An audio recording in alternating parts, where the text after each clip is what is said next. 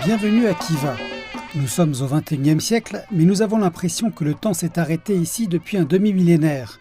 Des rues et des bâtiments à l'architecture ancienne, des enfants qui jouent à des jeux d'antan, des gens en habits traditionnels, le tout pimenté par la présence de nombreux touristes originaires des quatre coins du monde.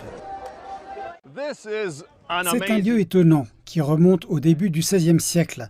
Il offre un cadre parfait pour le festival des sports ethniques qui célèbre la tradition en marge de la modernité du monde.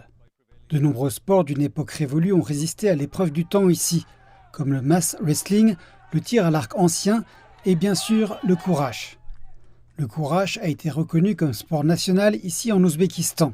Ses origines remontent à quelques 3500 ans. Cependant, le courage n'a été reconnu au niveau international qu'en 2007. Le courage est un style ancien de lutte traditionnelle rendu célèbre par le maître de courage, Pahlavan Mahmoud de Khorzem, qui était bien connu à son époque pour ses compétences inégalées en matière de lutte. Aujourd'hui, le courage est largement promu grâce à un décret présidentiel qui vise à inclure ce sport aux Jeux Olympiques d'ici 2028. Et voici à quoi ressemble le combat du courage dans l'arène principale de Khiva. Les athlètes se battent pour conquérir leurs adversaires tout en respectant des règles anciennes strictes. C'est intense, c'est physique, mais c'est tellement captivant. C'est tellement captivant que j'ai moi-même accepté une invitation à affronter un jeune Khudor Choukour, un combattant du courage dans la catégorie junior. Cela va être intéressant.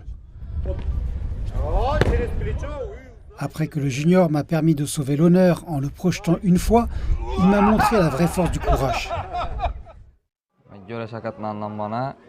Je fais cela tout d'abord pour rester en forme, et je veux devenir un champion dans ce domaine à l'avenir. J'ai trouvé la vocation de ma vie et j'ai gagné le respect de mes pairs.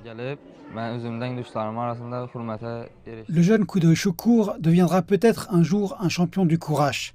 Mais le plus important, c'est qu'il témoigne du fait qu'il y a de plus en plus de jeunes qui veulent maintenir cette ancienne tradition en vie.